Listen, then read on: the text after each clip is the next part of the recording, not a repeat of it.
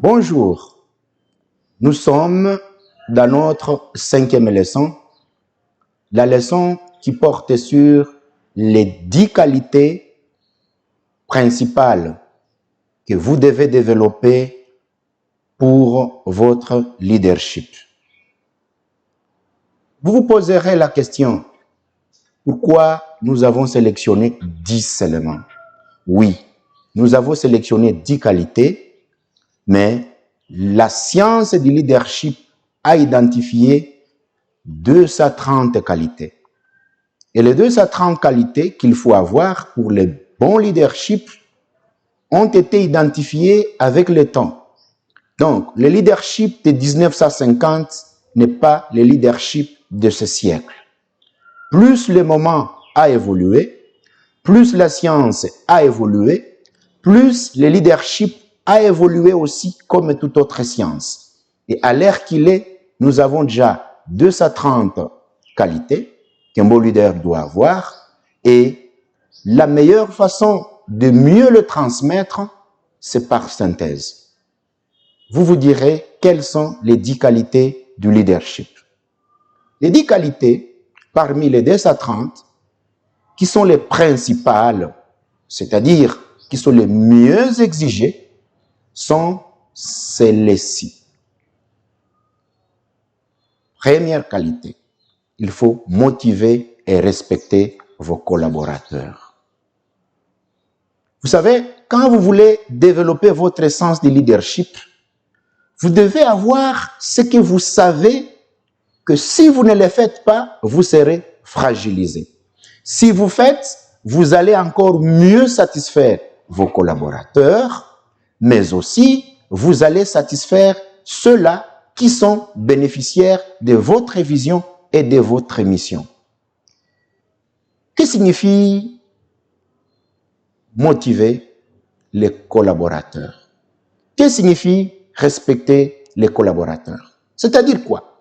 Vous vivez avec des gens, parlez leur bien, vous avez des opportunités partagées avec eux, l'entreprise a gagné, a bénéficié d'un bon budget qui a été financé, ou bien vous avez une grande production, faites de sorte que ceux-là qui vous entourent puissent bénéficier du rendement que vous avez trouvé, qu'ils se sentent motivés par vos paroles, motivés par votre façon de les traiter, motivés par votre façon d'intervenir lorsqu'ils sont en difficulté. C'est ça la première qualité qu'il faut avoir, qu'il faut développer dans le leadership. Deuxième qualité qu'il faut développer, il faut l'écoute active et empathique. Beaucoup de leaders n'ont pas la capacité d'écouter. Certains leaders n'ont pas encore développé ça. C'est-à-dire comment? L'écoute active et empathique va se subdiviser à 2 niveaux. Lorsqu'on est en train de vous expliquer un problème, la façon dont vous écoutez, vos gestes, la façon dont vous avez une attention sur ce qu'on est en train de vous dire, la façon dont vous montrez une attention sur chaque mot qu'on est en train de vous dire, la façon dont vous écoutez avec attention les problèmes tels qu'il est décrit, et la façon dont vous essayez de vous mettre à la place de cette personne-là, vous permettra de mieux développer votre leadership. C'est-à-dire comment? Vous avez quelqu'un, il vient vous exposer son problème, vous êtes leader, déposez tout ce que vous faisiez. N'écoutez pas quelqu'un en dactylographe. Oui, écoutez, oui, qu'est-ce que tu dis? Oui, ou bien il est en train de vous parler, vous commencez à téléphoner. Oui, allô, oui, je vous écoute. Il est là, il est en train de vous parler, vous êtes en train de dire, oui, j'ai des problèmes, j'ai des soucis. Non, dans le leadership, ce n'est pas ça. Déposez tout ce que vous faites, mettez-vous à la disposition de la personne. Oui, ok, oh oui, c'est ça. Oh là là, c'est comme ça que ça s'est passé. Oui, après, oh là là. Et puis, vous écoutez, que celui qui est en train de vous parler comprenne réellement que son problème vous touche.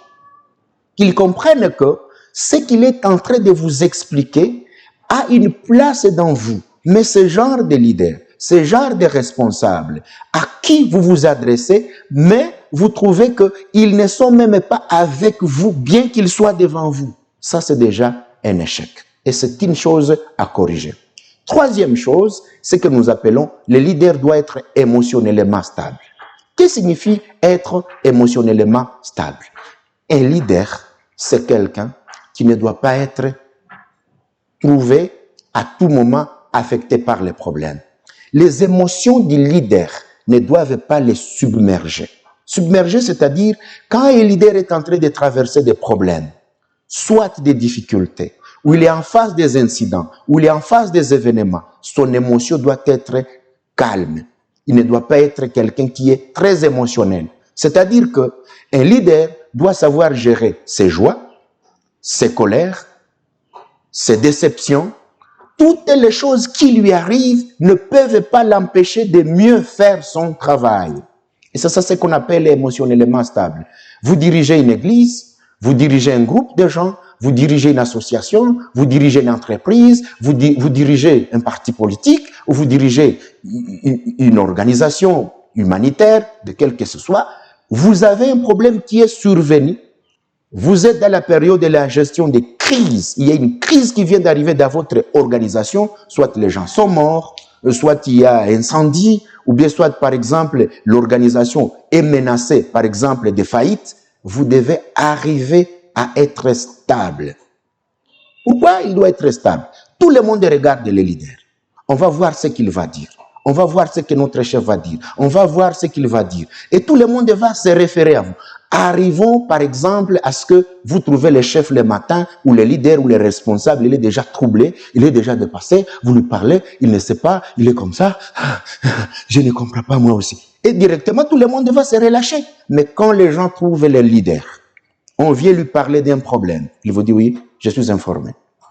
Qu'est-ce qui est arrivé? Oui, oui. Ah, ok, ça va. Cherchons la solution. Très calme. Tout le monde sera rassuré. Donc, vous dirigez les autres, vous amenez les autres, ne soyez pas très émotionnels jusqu'à perdre le nord, jusqu'au niveau où lorsque les gens viennent vous trouver, ils découvrent que vous-même, vous êtes déjà dépassé par les événements, par les incidents, que vous n'avez même pas maintenant la possibilité de réagir et d'apporter des solutions.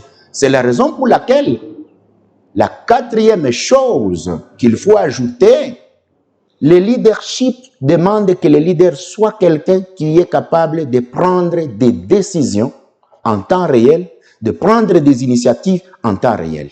Ça, c'est la quatrième chose. Vous savez pourquoi nous en avons besoin? Le leader qui est émotionné, il est dépassé, il est comme ça. Il dit, je ne sais pas, mon Dieu, je ne saurais pas. Dans cette situation, il ne saura pas prendre des décisions. C'est dans le calme que le leader doit décider. Alors, la quatrième chose, la capacité de prendre des initiatives et des décisions en temps réel vous poussera à dire, ok, quel est le problème? C'est ça. Tel, venez, on en discute. Vous discutez avec vos managers. Vous discutez avec les collaborateurs. Vous discutez avec ceux qui vous entourent. Vous dites, ok, moi je propose que nous fassions ceci. Qu'est-ce que vous pensez? L'inclusion de toutes les solutions proposées par les collaborateurs vont l'amener à dire, nous avons décidé comme ça. Et sa décision va inclure tout ce que les autres ont amené comme proposition et personne ne va se lamenter. C'est la raison pour laquelle vous êtes leader, soyez capable de prendre des décisions en temps réel parce que le leadership a reconnu qu'il y a des décisions qui se prennent avec retard et vous n'allez jamais atteindre les objectifs. Cinquième chose, le leader doit être capable de déléguer le pouvoir sans peur ni jalousie. Ça, c'est un problème pour le leadership actuel. Pas actuel dans un pays, mais actuel dans le monde entier.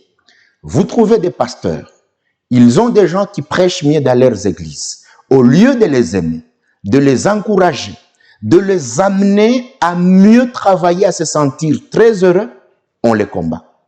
Vous avez des gens dans des entreprises, celui qui travaille mieux, qui mobilise les gens, qui apporte les rendements, le chef ou le manager va dire, ok, nous devons les renvoyer très vite de cette entreprise pour que sa renommée ne puisse pas monter et qu'il puisse me remplacer parce que le chief exécutif, dès qu'il découvrira que celui-ci l'est fort plus que moi, on va me remplacer. La peur d'être remplacé, la peur d'être pris en poste est un problème du leadership. Vous êtes leader, déléguez le pouvoir, c'est-à-dire dispatchez, prenez les gens, donnez-leur des petites responsabilités pour vous aider. Et quand ils réussissent, ne soyez pas jaloux.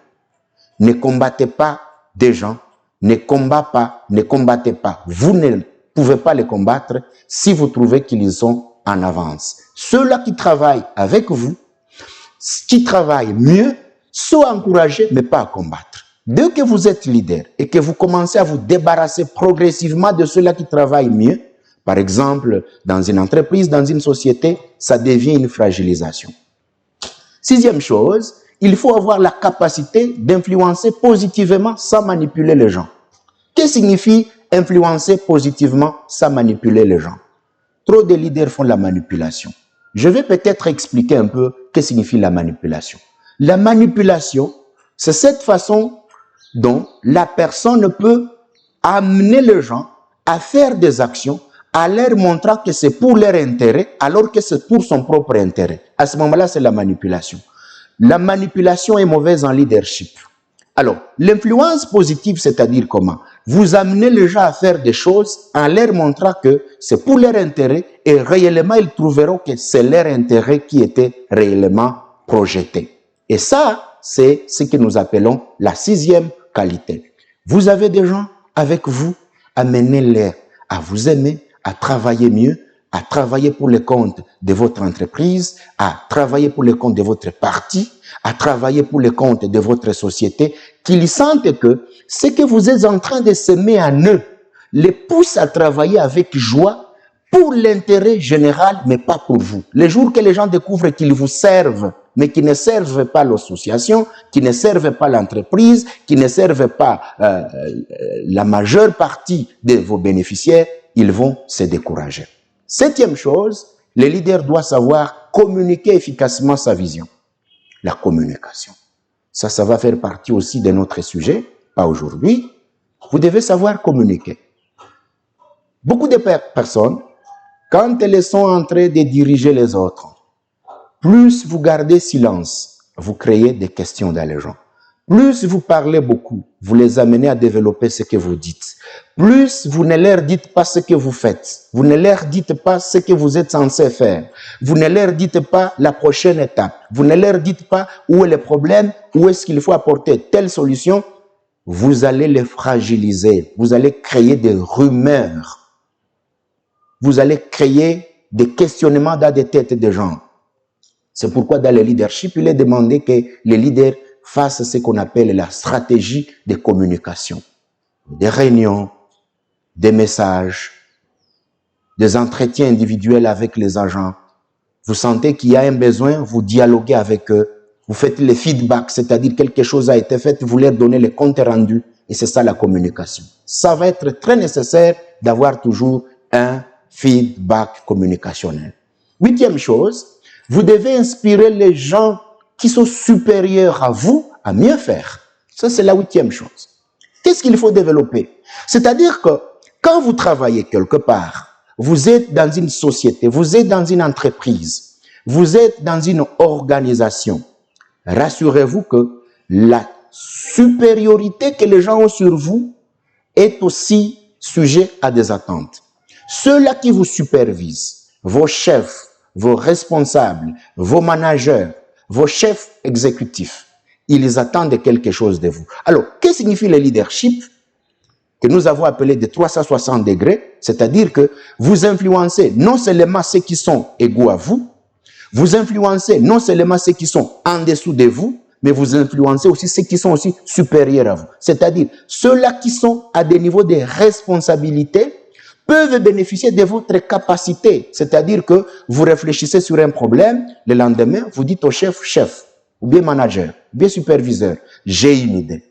A, B, C, D. Si on faisait ça, ça peut améliorer. Et le leader, le responsable va dire, ah, oui, je pense, hein. Il va dire, bon, peut-être il va commencer à dire, bah, tu crois que nous allons réussir?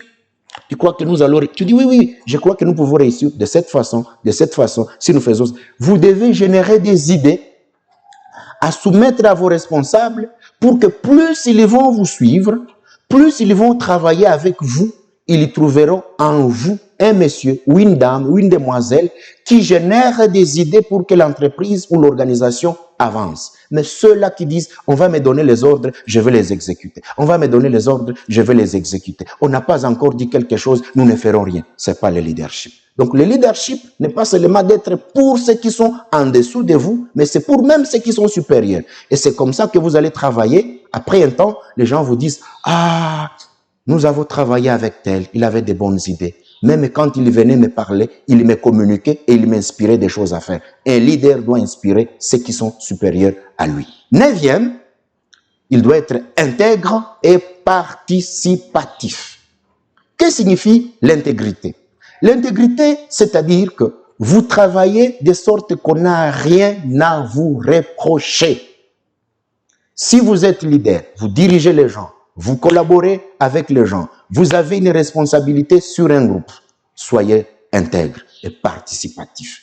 C'est comme on dirait, acceptez d'aller dans les moulins, vous mouillez dans l'eau, s'il faut aller dans l'eau.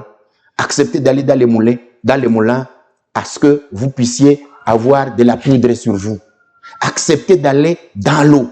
Acceptez d'aller au four. Allez là où les choses sont en train de se faire. C'est ça la participation.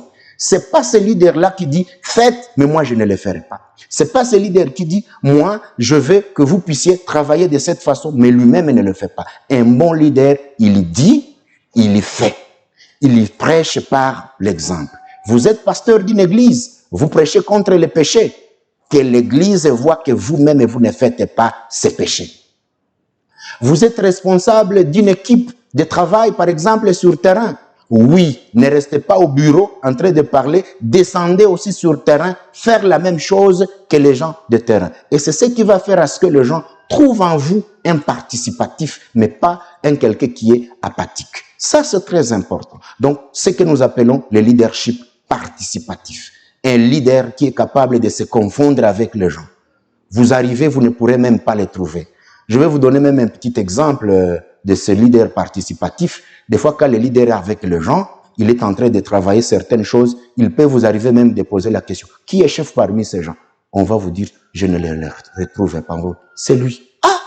Mais moi, je croyais qu'il serait là, tenu comme ça, en train de suivre tout ce qui est... Non, un bon leader, c'est quelqu'un, il entre dans le jeu, il fait des choses avec les autres.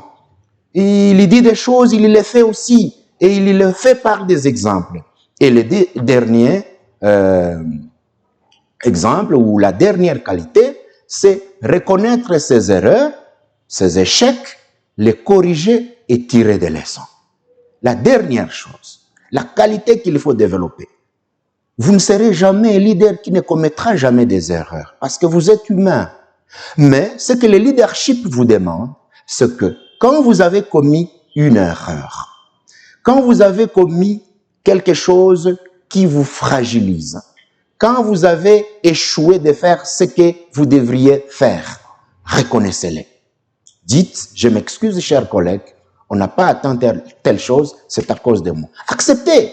Un bon leader ne jette pas la responsabilité des échecs sur les autres. Il assume. Il dit, oui, on a échoué parce que j'avais mal décidé. Oui, on a échoué parce que j'avais mal planifié. Même dans le leadership, on dit qu'un bon leader, il accepte les échecs de son groupe. Il ne dira pas, ah, ce sont les gens qu'on a envoyés sur le terrain. Oh, ce sont les comptables. Oh, ce sont les gens de la réception. Oh, ce sont les chiefs exécutifs. Non, un bon leader, il assume. Quand vous dirigez une équipe, vous dirigez une entreprise, il y a échec, acceptez que c'est votre échec. Parce que cet échec est créé par ceux-là que vous dirigez. Donc, si vous aviez pris vos dispositions à l'avance, on ne serait pas à l'échec. Alors, la dernière qualité que je suis en train d'expliquer vous dit ceci. Quand vous avez échoué, acceptez que vous avez échoué, demandez des excuses, corrigez, tirez des leçons pour qu'à la prochaine fois, ça ne puisse pas avoir lieu. Qu'est-ce que ça demande de dire on a échoué, mais recommençons. La réussite commence par des échecs. La réussite commence par les tâtonnements. Et des fois, vous échouez, mais vous ne lâchez pas. Et c'est ce qui fait que la plupart des grands leaders, quand vous essayez de voir leur propre parcours, il y a des présidents américains qui ont par exemple, postuler pour la première fois, il échoue, il y revient, et puis il l'emporte. Et donc, il ne faut pas vous relâcher. Vous voulez développer votre leadership, tirez toujours des leçons de vos échecs, tirez toujours des leçons de vos failles, apprenez par vos erreurs, acceptez, reconnaissez, il faut toujours endosser les échecs que le groupe apporte si c'est vous qui êtes le responsable. Bref, je vais dire, pour terminer, il y a 230 qualités. On a répertorié 10. Première qualité, motiver et respecter les collaborateurs. L'écoute active et empathique. Émotionnellement stable. Rendre la possibilité que vos décisions soient prises dans les délais en temps réel et de bonnes décisions, la capacité de déléguer les pouvoirs sans jalousie, ni peur qu'on va vous remplacer, mais dans la joie que le gens à qui vous déléguez les pouvoirs vont mieux le faire, et même quand ils réussissent, ça devient votre joie. 6. Influencer positivement sans manipuler les gens. 7. Communiquer efficacement votre vision et votre mission. 8. Inspirer vos supérieurs pour mieux faire. 9. Il faut être intègre et participatif. Et 10. Reconnaître les échecs, les erreurs, en assumer, tirer des leçons, corriger et s'excuser. Accepter que vous avez échoué, mais que vous êtes prêt à mieux faire. Voilà, c'est ça la synthèse qu'on a voulu développer des 10 qualités parmi les 230. Peut-être vous allez trouver les différents auteurs, vous irez sur d'autres sites, vous allez trouver celui qui va vous dire autre chose, mais ce sont les 10 qualités qui ont été répertoriées par les grands chercheurs dans ce domaine qui ont dit, vous avez les 10 qualités, mais au moins vous pouvez arriver à mobiliser les gens autour de vous, vous pouvez amener les gens à la réussite. Encore merci, nous vous disons que le moment vient où nous allons passer à notre 6e leçon et nous vous demandons toujours de partager avec ceux qui vous sont proches. Il faut liker, il faut aimer, partager, abonnez-vous pour que lorsqu'il y aura de nouvelles vidéos, que vous puissiez être notifiés dans le temps afin que nous marchions progressivement. La prochaine leçon sera la 6e. Nous ne l'annoncerons pas directement, mais nous passons directement à des questions d'évaluation. Première question. Parmi les 10 qualités, si on te donnait la possibilité de t'auto-évaluer, tu as combien parmi les 10? Donc la première question, tu as combien de qualités parmi les 10 qui sont annoncées dans cette leçon? Ça, c'est la première leçon. La première question dans notre leçon. Deuxième question, est-ce que vous vous connaissez émotif? Est-ce que vous vous connaissez émotif? Si oui, commencez à travailler sur vous-même. Sinon, bravo. Dernière question, est-ce qu'il vous arrive de découvrir vos échecs et vos erreurs dans votre travail? Est-ce qu'il vous arrive de découvrir vos échecs, vos erreurs dans votre travail? Voilà, ce sont les 3 questions. Je les reprends pour terminer. On a vu 10 qualités. Tu as combien parmi les 10? Deuxième question, est-ce que vous vous reconnaissez émotif ou non? Et dernière question, est-ce qu'il vous arrive de découvrir vos échecs, vos failles et vos erreurs? Si oui, comment vous faites? Et sinon, alors il faut y travailler. Et alors, nous vous encourageons à développer votre sens de leadership par la culture de ces qualités, ainsi que d'autres. Nous vous remercions sincèrement. Merci.